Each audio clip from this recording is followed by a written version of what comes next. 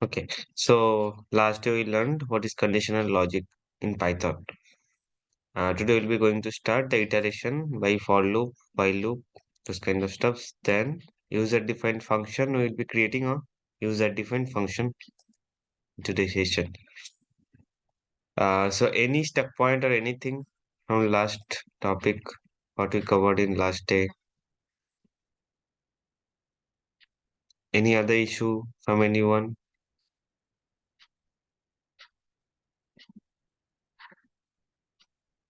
Okay, so I hope no. Let's start for loop. So, we all know, what loop is. If I want to work a particular thing repeatedly, so we can declare a loop to do this thing in a repetition. So, how this kind of thing work? Let me show you.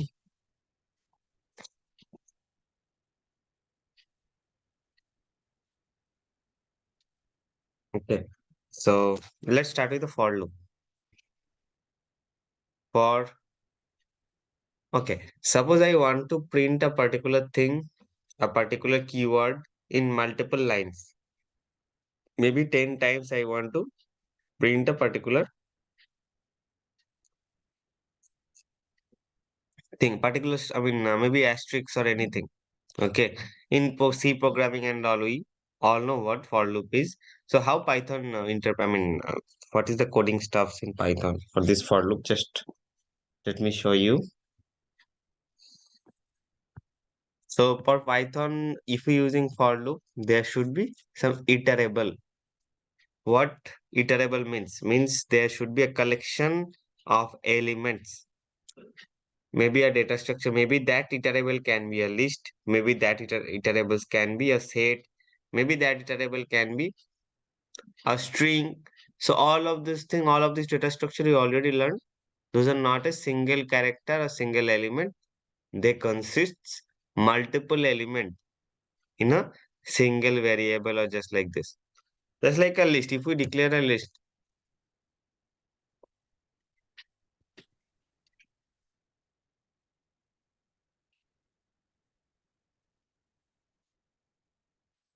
so from 1 to 10, I declare a list. Okay. So while declaring iterables, so first I need to declare a loop variable. Suppose I for I in now iterable. Iterable means that collection of elements. Okay. L is the list. So for I in L,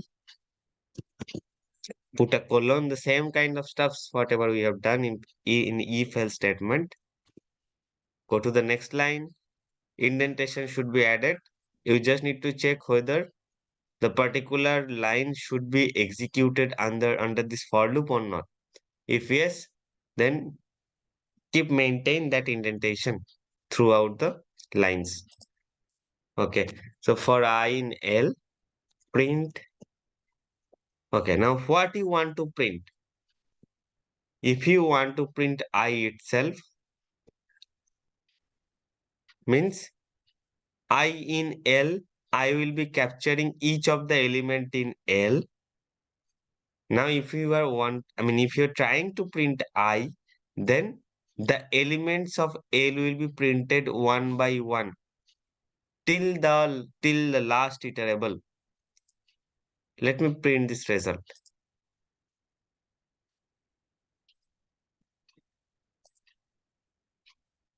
Okay, so what it is doing? It's just reading all the elements of the list and giving us output one by one, not all the stuffs in a single go. So for iteration, each of the iteration, the first iteration it's completed till 1. Second iteration, it's coming, I will be capturing 2.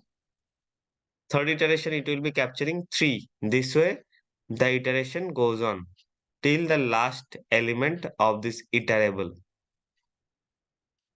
Okay. Instead of list, we can use say tuple anything, the syntax should be same. But for dictionary, it should be a bit different. Let me declare a dictionary. Okay, one more thing. So I'm just taking help of for I in L and I'm printing I. Let's print a different thing. Suppose let me print a star. Okay. So I'm not printing I, I'm printing star. I'm just getting help from the iterables. So I is capturing 1, but I'm printing a star. That means I'm just taking help of the list iterables. There should be 10 iteration. If we take this iterable, there should be 10 iterations. I'm just taking help of this iteration, but I'm printing something else. It's simple star. So the output should be 10 stars. Okay, let me just run it. Okay, for each of the star means when I is capturing 1, then 1 star, then I is capturing 2, then second star, I is capturing 3, third star. This way it is printing. Okay,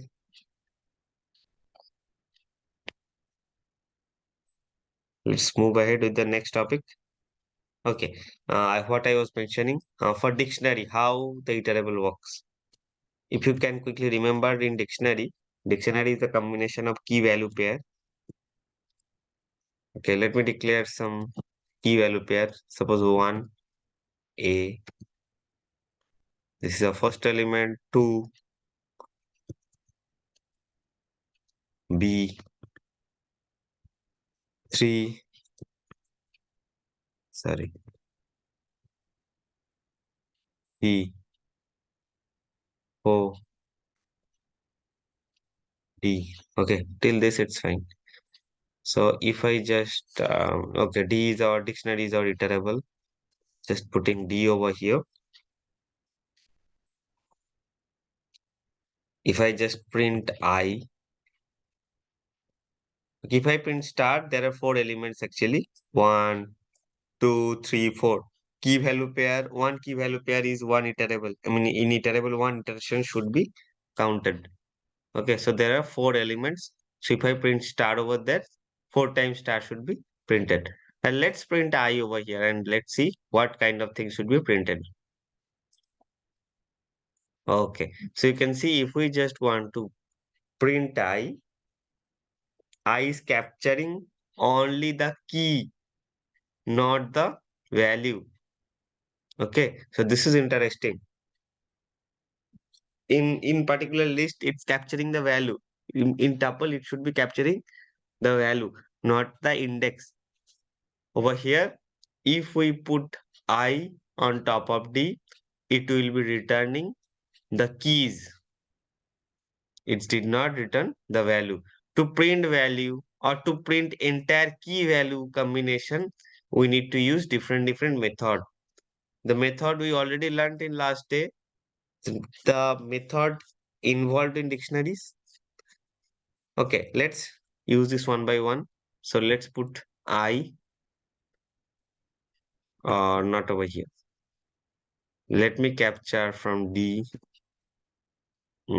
Okay, items is there. Values. Let me put values. D dot values, print I. Then you can see the iterables are not the entire dictionary. It's only focusing on the values A, B, C, D. Now I'm printing I. I'm getting only the values. Okay. There are items as well. Let me print items.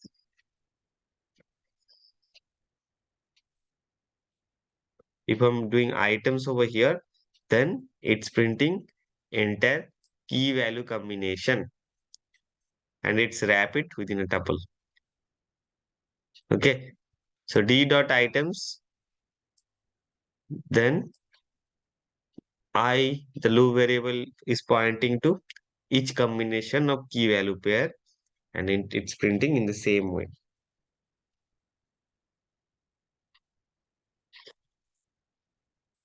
We have keys. We can also use keys. I mean, by default, it's printing keys, but we can also want to put keys just to ensure whether they're printing only keys. Okay. By default, if we do not put keys, by default, it should be keys in nature, but there is a separate method called keys just to point key as the variable. I mean, only printing the keys. Okay, so this is how dictionaries for loop work. Now there are other iterables as well. Let me show you. There is a thing called range function. You can use this range function as well. So how range function works? Or I can directly mention the iterables over here as well. Instead of mentioning the thing over there, I can mention the iterable over here. There would be no issue. Okay. So let me introduce range function.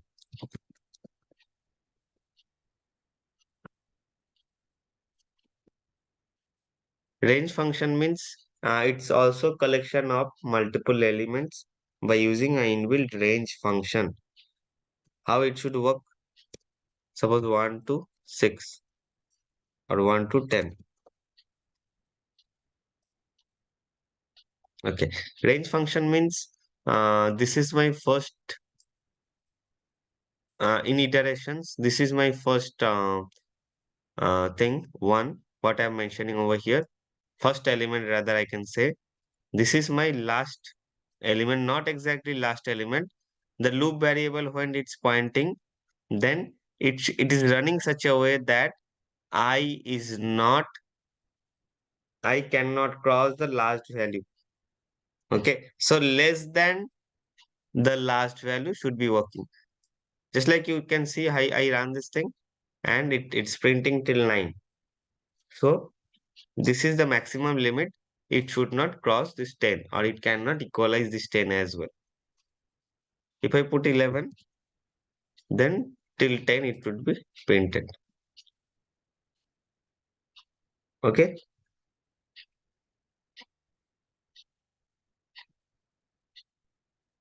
Now there is another thing, another parameter I can pass in the function.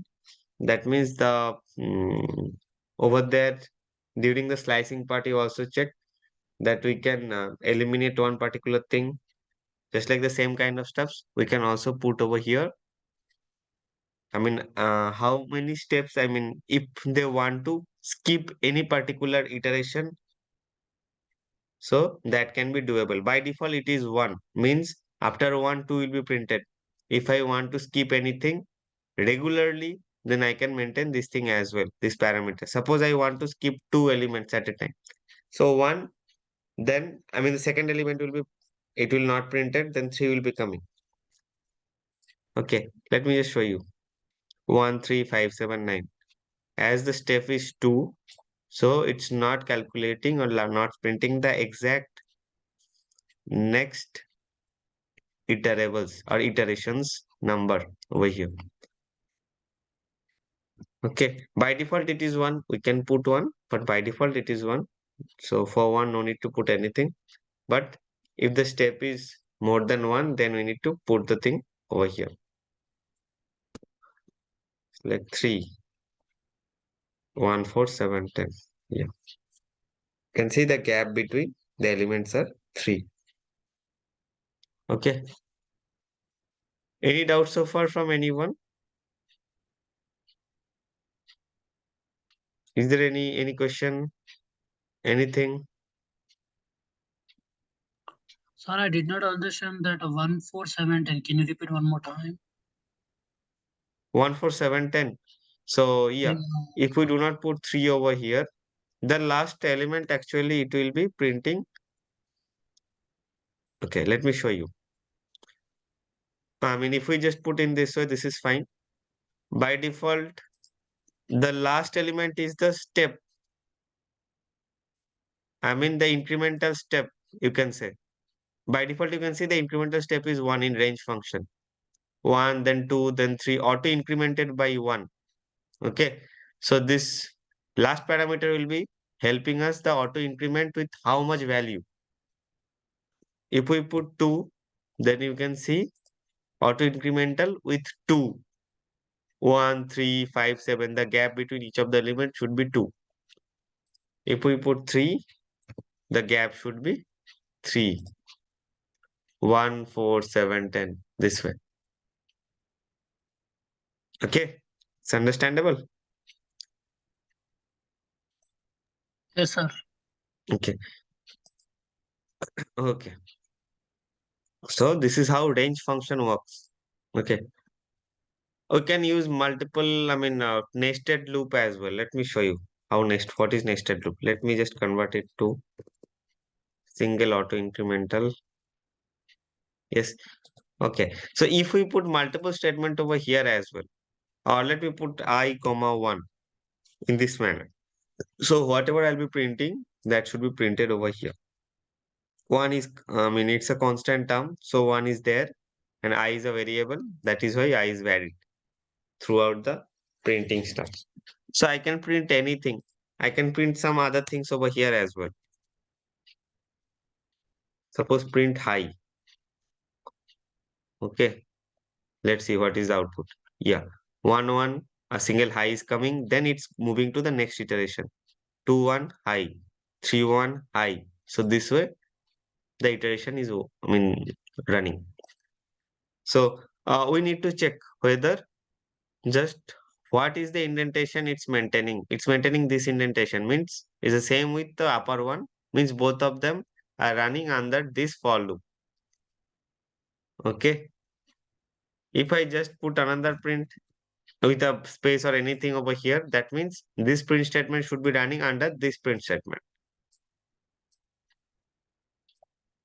So let me introduce another for loop over here. So I'm just printing this. Okay, I11, that is fine. Inside that, I am declaring another for loop. Okay, for I or for J in D. I'm declaring the dictionaries as well. D dot values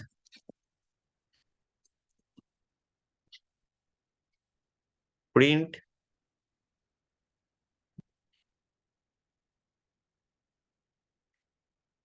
I comma J. So I'm taking I. So I'm just declaring loop inside another loop. Okay, and the print statement is under this for loop. Okay, so how the output should be coming? Let me run this thing.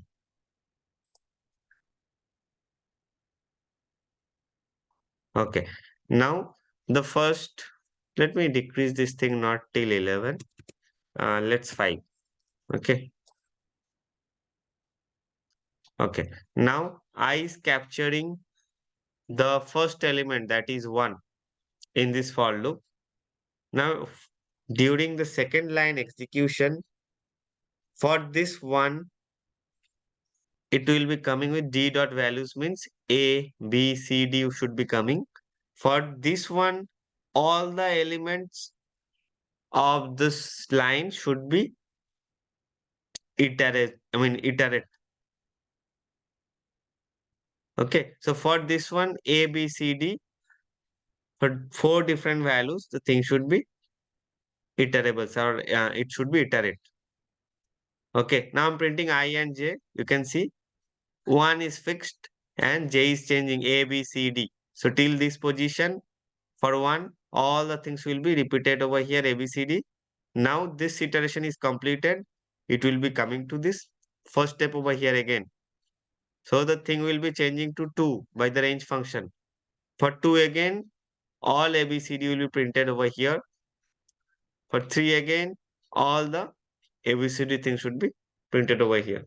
This way, the printing should be going on. Okay, till the last element. If we print anything outside of this loop or anything outside of this loop, suppose let's print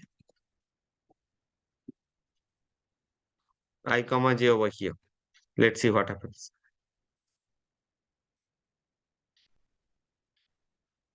Okay, this is our last element. 4D is there. Then this means this particular line is not inside any other for loop. Okay. This particular last line is not inside any of the for loops execution. So when I'm totally outside of this two loop, what should be i's and j's value? So I means this range function's maximum value is 4. and J, this for loop's main, the ultimate things is D. So I'm printing I and J is capturing the last value, that is 4D. Okay, if I just eliminate this thing as well, you can see 4D will be printed.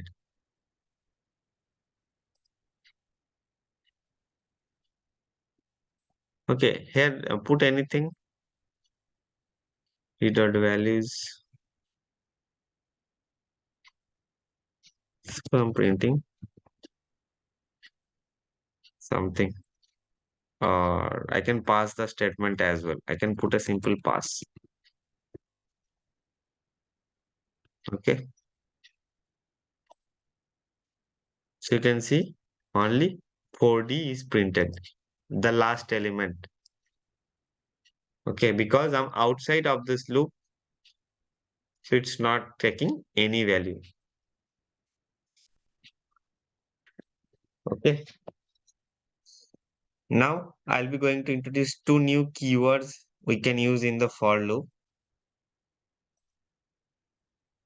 Okay, what are the things? Okay, break and continue. Let me go to while, or okay, let me just continue. What is break and continue?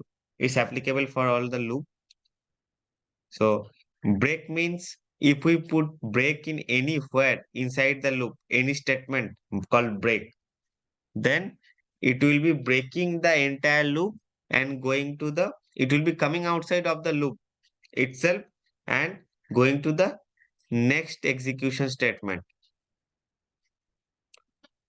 Okay, suppose I'm putting break over here.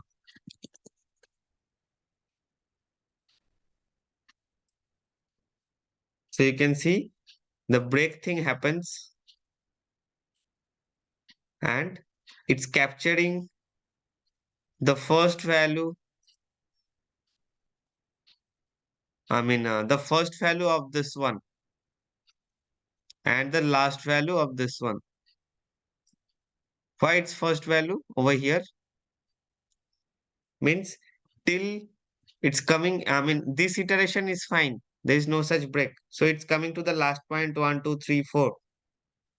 For this iteration, at the beginning when it's getting A and the first executable statement is break, as soon as it's get it, it's breaking outside this loop and it's giving us the output 4A. I want to mean that this break is under this statement. Okay. So when it's getting break, it's coming over here. It's getting break, coming over here. Again, it's getting break, it's coming over here. So when this iteration is completed, I will be capturing 4.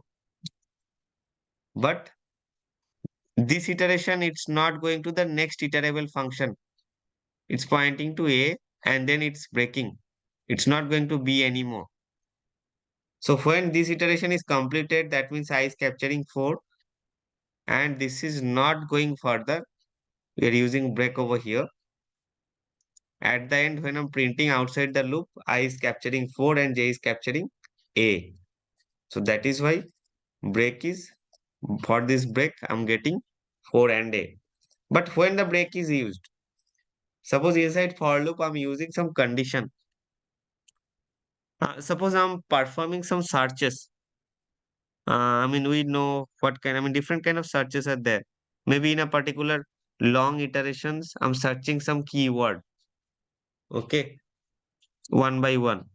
So when I'm searching it, when I already completed my search, then why should I run all the full iterations? Suppose I got my key element somewhere in the list. Maybe there are 1 million of element. Suppose I received my element in 100 position or 800 position. Then why should I iterate? The full iteration is required for all 1 lakhs, or how many elements are there? Why I'll be continue my searches. So that time when my condition is met, suppose I'm putting some conditions, if the particular item is found, then I'll not be continuing my iterations. I'll be putting a break statement there. Means I received my thing, I want to break my loop. My thing has been satisfied, so I'll be breaking my loop and I'll be passing the particular element what when I searched it to the next executable statement. Then break is important thing. Okay. Break is just breaking outside the loop and going to the next statement. There is another keyword called continue. When continue is used, continue means suppose if I just put continue instead of break, suppose, okay, let me just show you with a single iteration. Thus, it's a bit tough. Continue means suppose I'm in particular iterable. Suppose 1, 2, 3, 4 are there. Suppose I'm in two iterable. The I is in 2. Okay. If I put continue, then suppose after continue there are other executable statement as well. But as soon as it receives continue, it will not execute the next statements. It will be going to the for loop again with the next iterable. I can put also some continue in the if statement as well. If this is the cases, I don't want to execute the other lines in the for loop. I just want to continue with the next iterable. Suppose I is in 1, it received continue.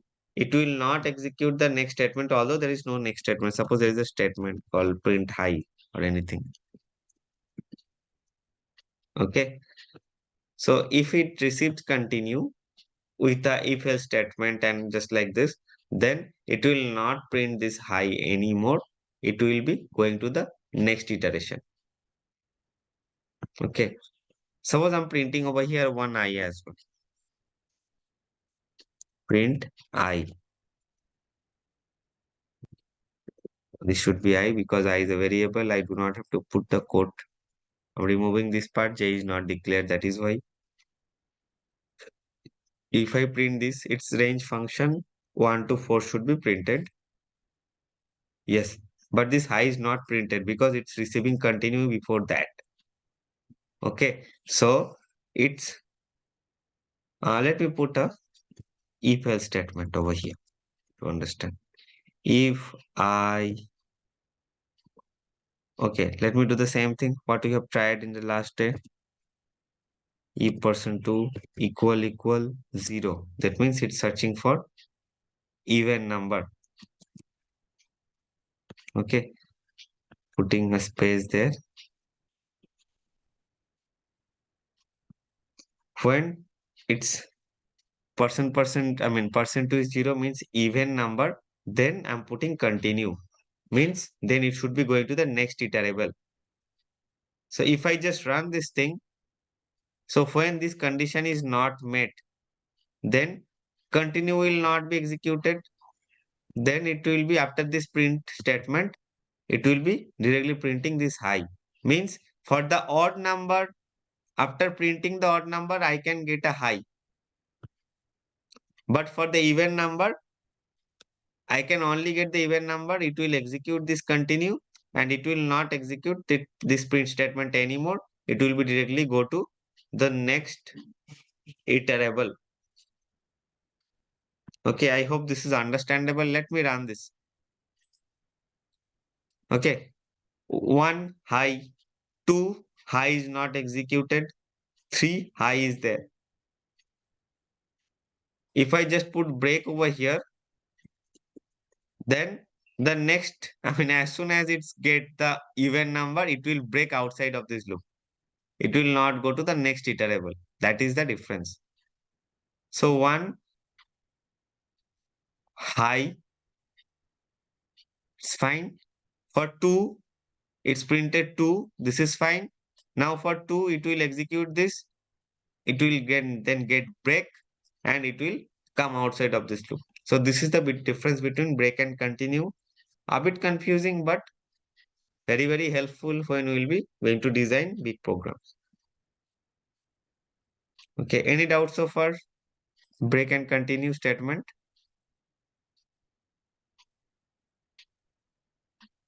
Okay, anyone just joined now as a new resource, as a new member for today's session? Is there anyone Yes. new? Yes, Yeah, sir. Shiva. This is your first class, correct? Yes, sir.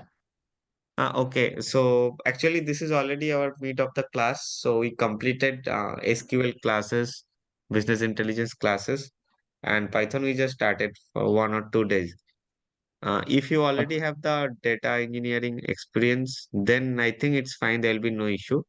But if you are quite new into this field, then Yeah, I'm new. okay, you do you know SQL and all those stuffs, or SQL stuff I know, sir. Little bit. okay, then I hope there'll be no issue. But you can also check the previous recording, previous classes recordings, whatever we have covered in last 2 or 3 weeks. Then it should be helpful. Okay. Okay. Yeah, if it is too much difficult for those SQLs and all, so after this Python, after 1 or 2 weeks more, maybe at the first week of the next month, we'll be starting this course again with the new things, with the new batches. Then you can also join at that time. It's as Okay. per your wish.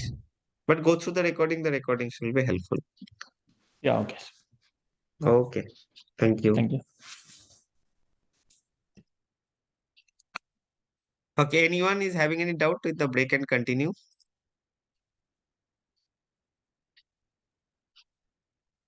Okay, I hope no. Okay, let me just quickly go through what is while loop quickly. So just like similar to for loop, we have while loop over here. So for while a structural difference should be there. While during while statement, we just need to maintain the comparison over here. Suppose I less than 10. I'm putting in this manner. Why I less than equal to 10? Now what is I need to declare? Let me declare it over here. Suppose uh, I equal 1. Okay. I'm comparing I less than equal to 10. Let me print I. Let me increment I by 1 with the next statement. I equal I plus 1. So I'm declaring I over here. I'm running a while loop with the comparison only. Okay, I can also put I less than equal 10 over here. Just like for loop, we do not have to maintain any iterables over here. For loop, a iterable must be there. The iterable can be a dictionary, can be a set, can be a tuple, can be a string, can be a range function. But over here, no such mandatory iterables are required. We can create the iterations over here by this kind of conditions in for loop. Just I need to initialize this variable over here in any upper position. I am printing this thing, and in the same iteration, I am incrementing this I by 1. The same thing in range function, what I am putting at the last. Okay, I can put I plus 2. Let me just run it first. It's not required the dictionary. I'm commenting this thing out. Okay, so you can see the printing thing is 1, 2, 3, 4. The same thing, whatever we have received during for loop execution. I can increment, I can change the incremental operator, suppose by 2. So you can see the same thing. I think Naresh, you were asking. So this is the last parameter. I can control the things over here as well. So I just incremented by 2.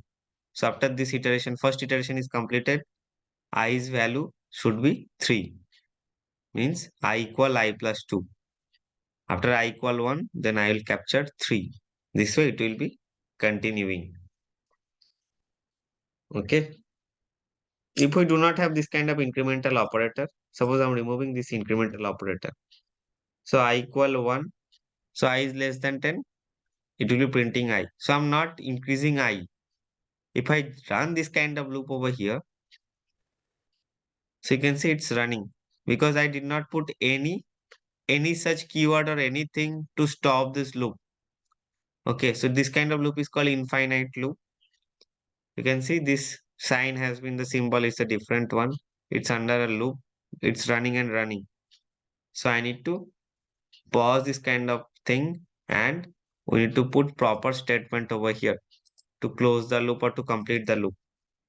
Because I is always less than equal 10, I am not increasing I, and the loop is running infinite. Okay, with returning only 1. Okay, so this is the concept of infinite loop. I hope you are aware of what is infinite loop. If you already use C++ in coding chapters in earlier sessions. Excuse me.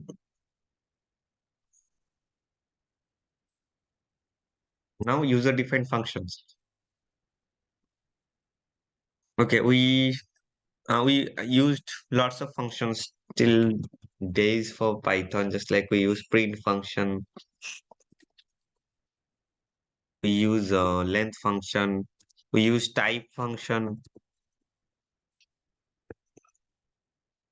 length function, len. So this kind of functions are user defined. I mean, not user defined.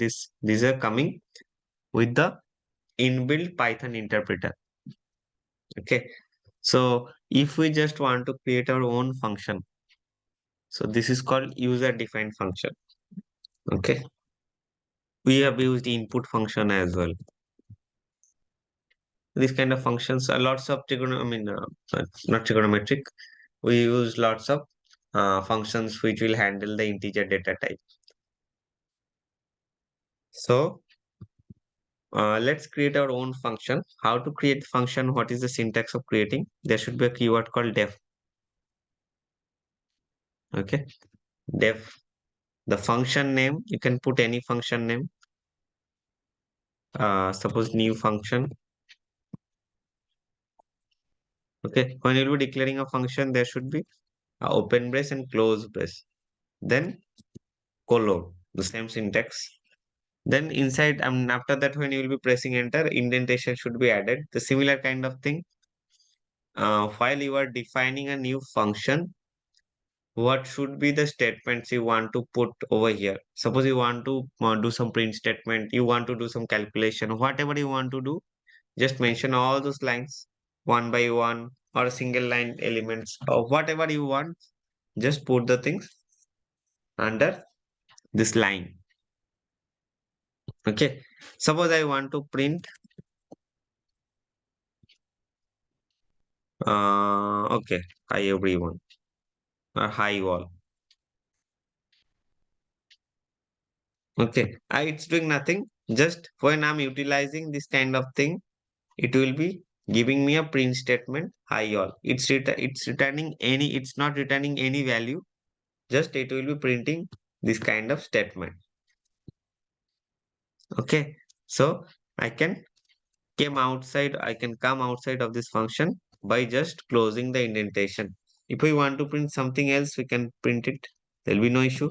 But I need to maintain the same indentation just to know the interpreter, Python interpreter, that this line is also under this function. Okay, just I'm putting hello. So these two lines are there under this new function. So indentation, place the role over here. Same indentation means this execution, these lines are executed under the parent line. Okay, I'm coming outside of this function. Now if I just call, okay, this is how we are defining the function. The function definition is completed. Just I'm printing hi all and hello. Okay, there is no other definition. Now, if I call the new function, I can call the new function any times in my program. Okay, let me call this. I need to call this with bracket as well in this manner. Let's run it. You can see hi all and hello. I can call this thing multiple times, not only single. I can call it multiple times throughout the program.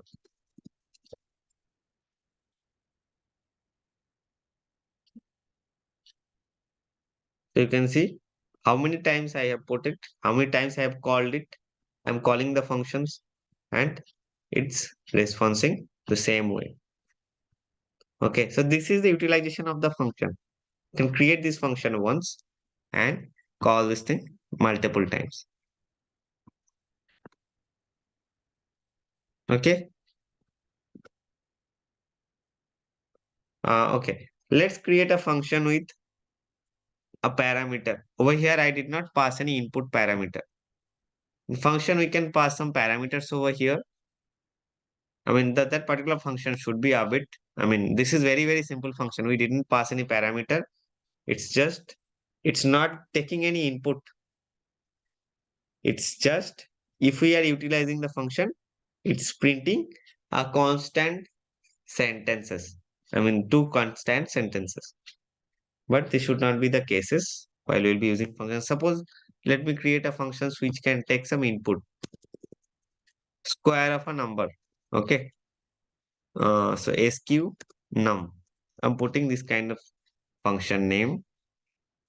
I'm passing a parameter over here. Suppose a.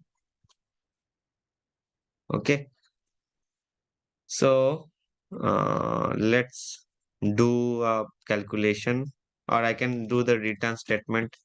Return a cross a.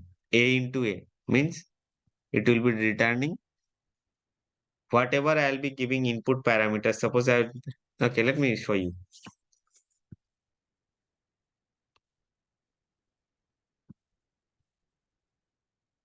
Okay, but I haven't put a print statement over here. So while returning, I need to print the value.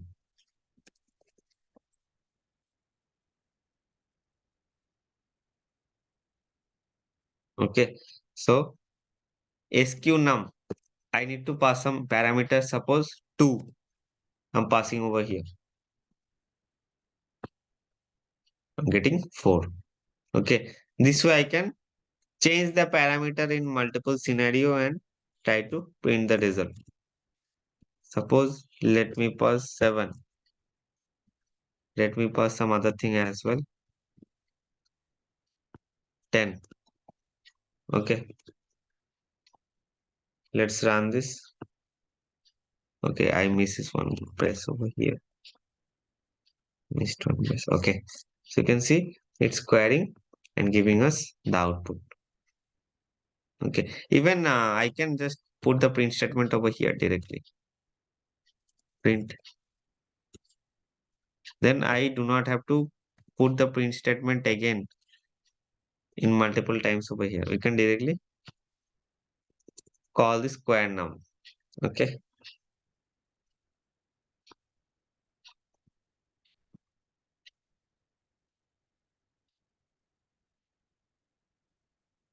Square num, suppose 4 or anything, whatever you wish, just call this thing. It will direct print the output.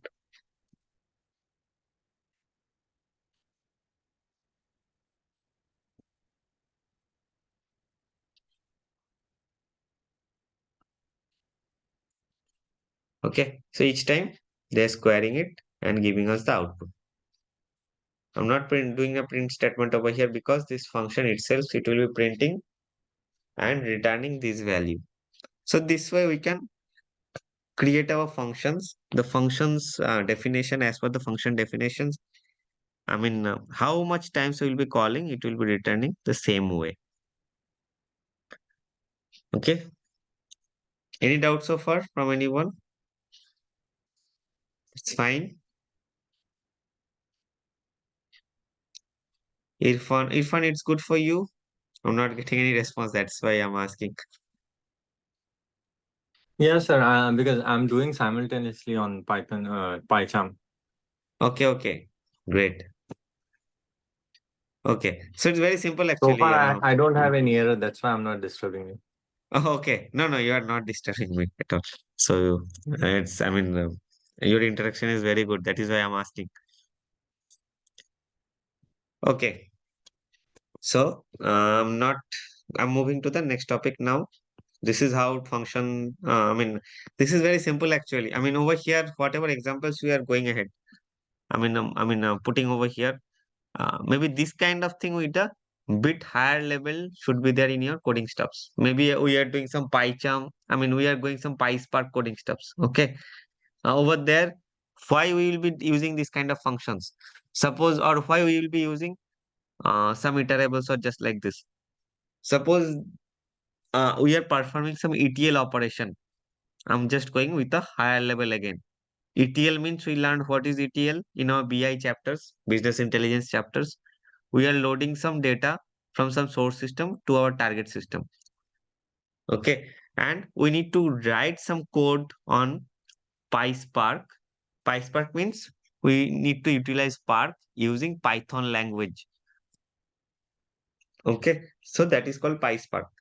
So that time we are writing PySpark. Suppose there is AWS S3 bucket.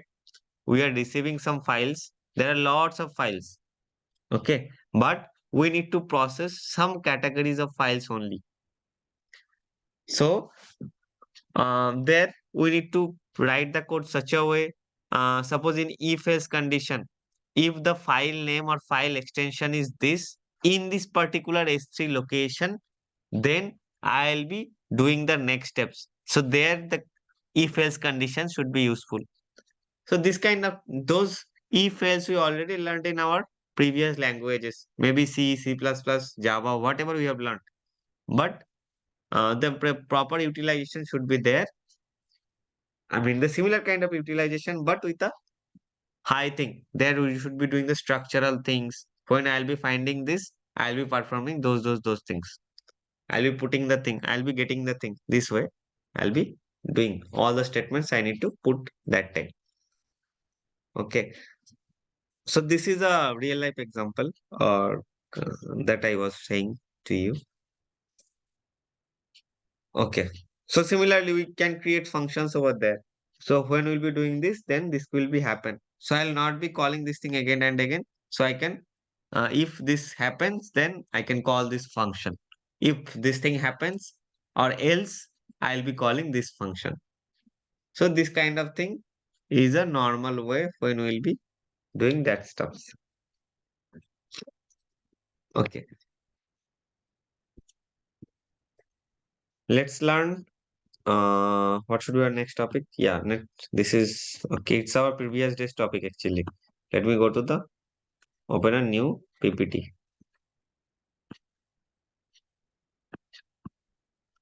Python day 3, day 4 should be there.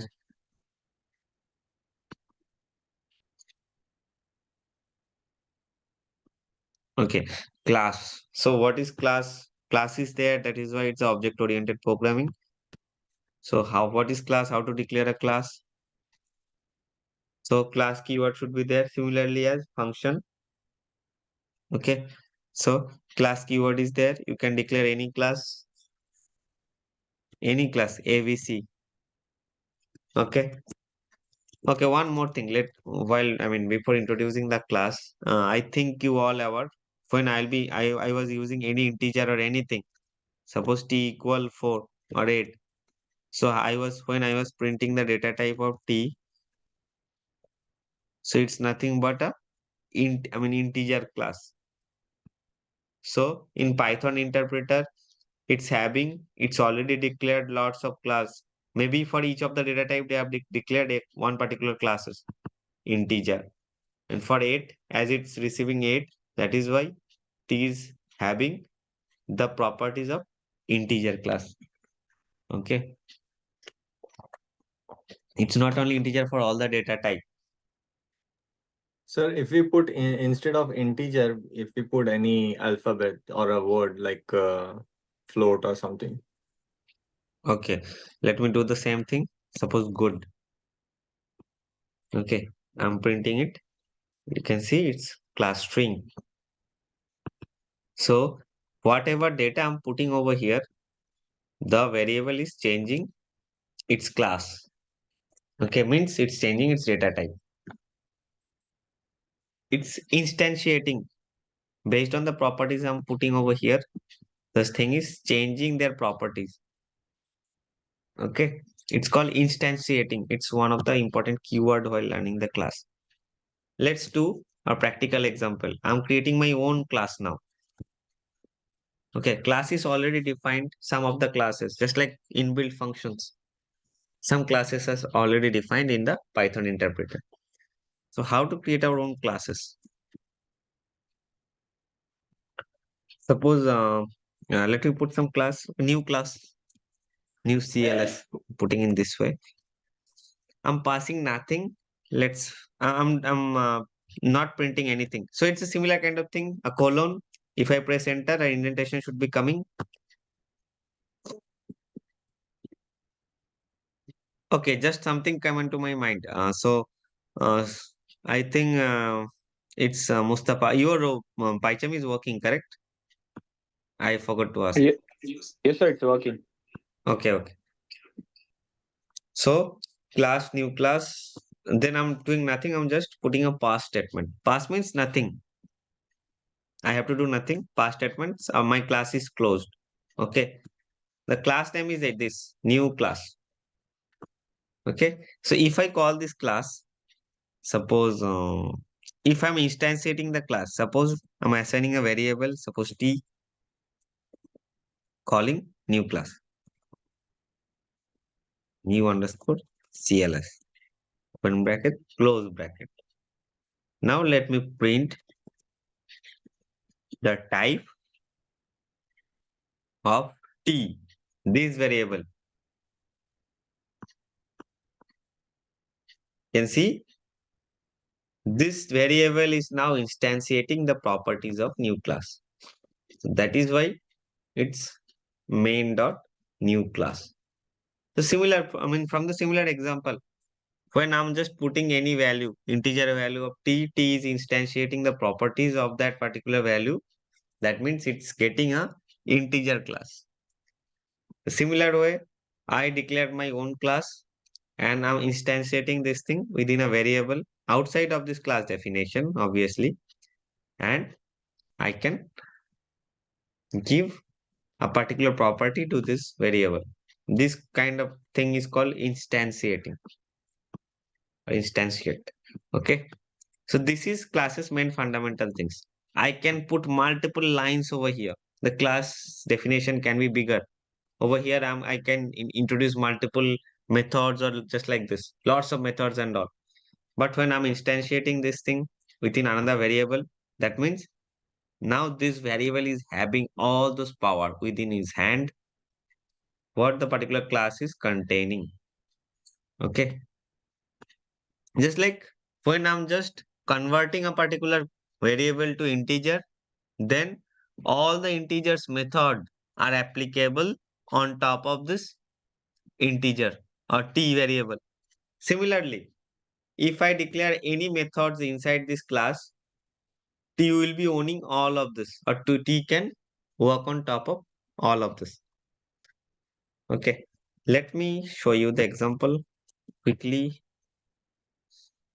Okay, now I'm going to create a bigger class. Okay, let me introduce. Okay, the similar example I used to give to everyone, I mean the previous sessions as well. I'm creating a class for rectangle.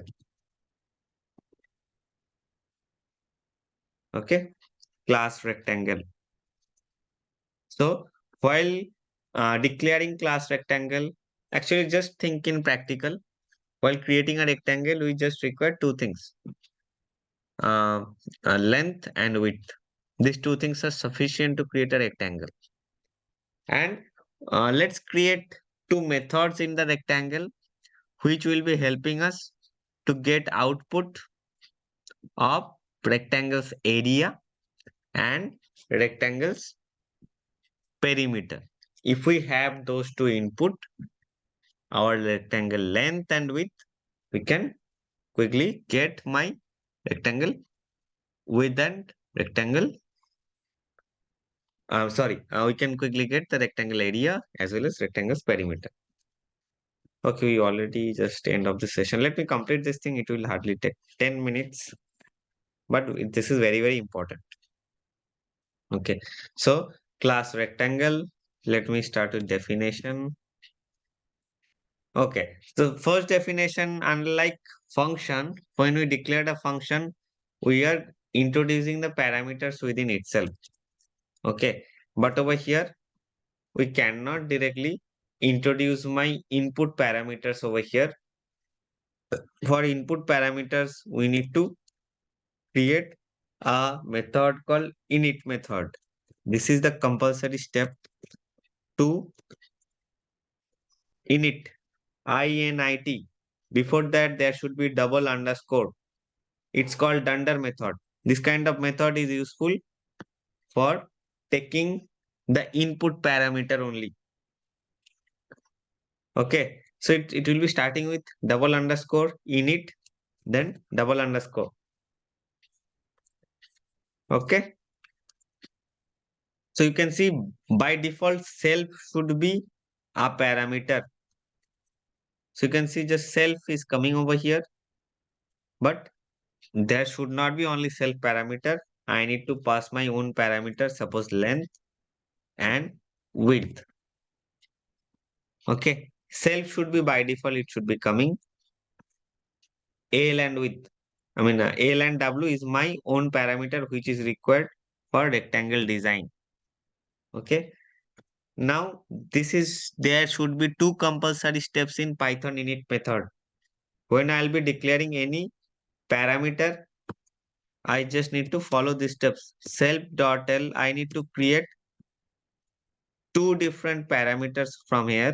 If I'm declaring any other parameter, I need to just declare in this way. Self.l equal L and self.w equal W. Means I'm taking those L and W, raw L and W, and I'm converting in this way so that I can use. Now this should be our parameter. Self.l and self.w is the parameters we can use this thing in our entire class. Okay. In functions, we are rawly, whatever parameter I'm passing at the runtime, we can directly pass this thing. But over here, this is some additional steps I need to mention in my class. So I'm getting the parameter from the user, that is fine. Suppose I declare some length 10 and width 6. But to get it utilized in the entire class, we need to declare this thing in this manner. In this class self, I need to use these parameters. That is why self.l equal L, self.w equal W. So if now I'll be declaring two other methods, that is called perimeter and area. There I'll be just using these two. Self.l will be representing the length and self.w will be representing the width. Okay. Let me create two other definition. Those are called method. Suppose area. I'm calculating the area of the rectangle. Now I do not need to pass any other parameter. It will take the parameter from the init method of the same self rectangle. Okay. So definition area. Directly use print statement, then I do not have to use print anymore. I'm using a f string. We know what is f string. We covered this thing in last day. So print, I'm just putting the area of the rectangle.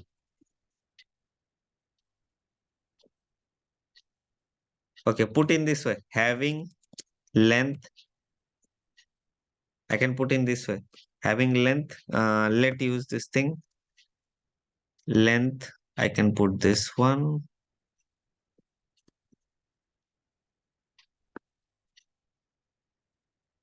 And width. This is usage of. I hope you can understand the f string. In f string, we can put the string as well as some variable. I can also put in the same statement by this way, putting curly braces over here.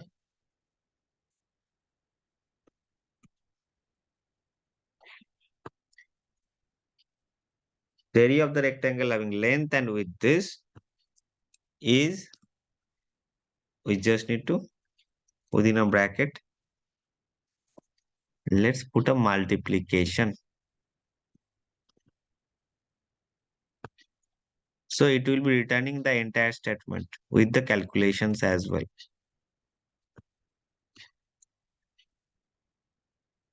Okay, I'm preparing in this way, just where I'll be calling the area, it will be returning the entire stuffs. The area of the rectangle having length, so it will be taking from the input parameter this, having width, it will be taking the input parameter of this and giving us the output of the areas calculation.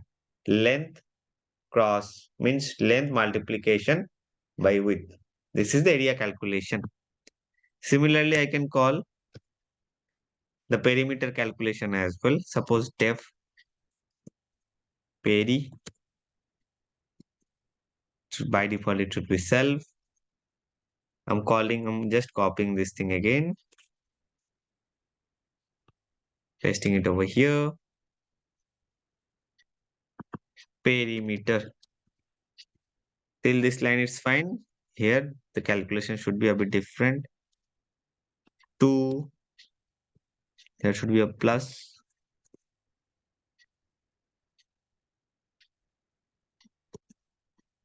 Okay, 2 multiplied by length plus width. Okay, what is the issue over here?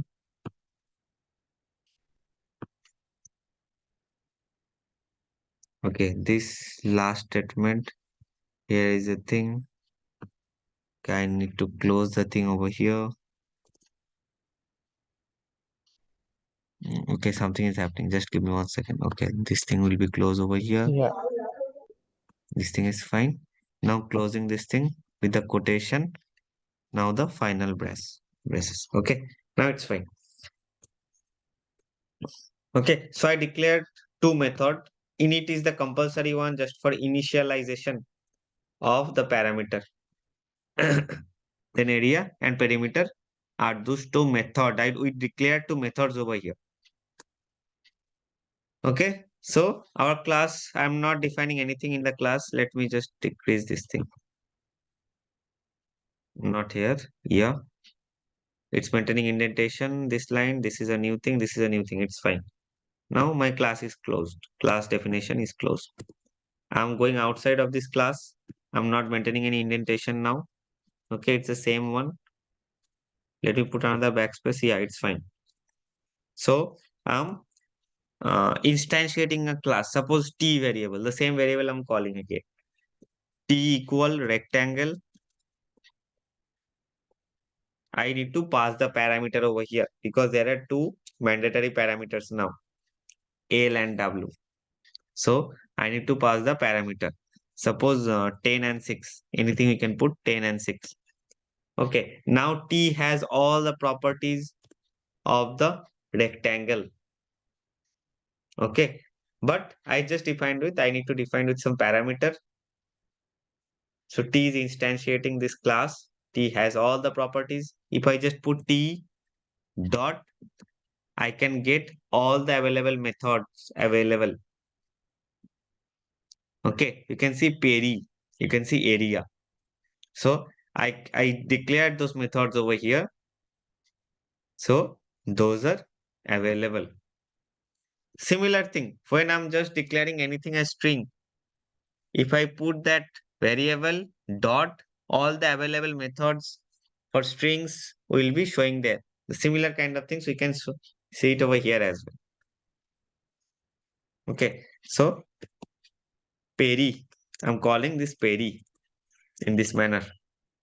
Okay, let's print this thing. Okay, you can see the perimeter of the rectangle having length 10 and with 6. I haven't put a space over here. Let's put a space.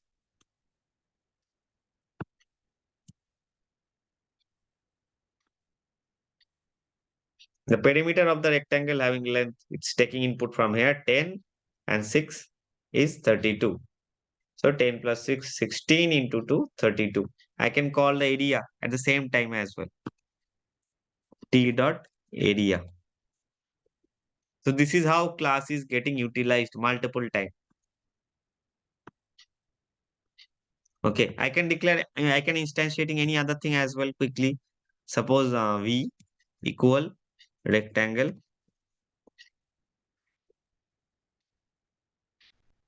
anything 100 comma 50. I can now V is also instantiated. I can use V's area. I can utilize the methods available in this rectangle anytime, any number of time. Okay, this is how class should work. Any doubts so far from anyone? Any issue? It's understandable. Now we can create a class. I can instantiate the class's properties into other variables as well. There'll be no issue. Okay, so what are attributes and methods? So methods I just showed to you. Those are different methods we can declare over here so that the methods can be useful during our classes. I mean, when I'll be calling this class, instantiating the class, I can use those thing again. And what are attributes? Those are called different attributes which are required for the methods calculation.